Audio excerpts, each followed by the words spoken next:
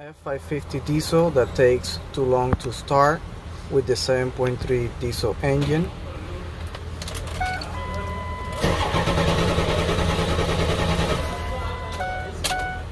The problem is the glow plug coil.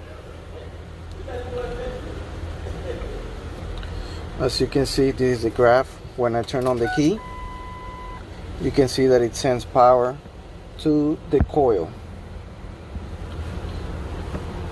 Glow plug control, the blue line, glow pro lamp time, the purple, and glow plug coil on time, the orange.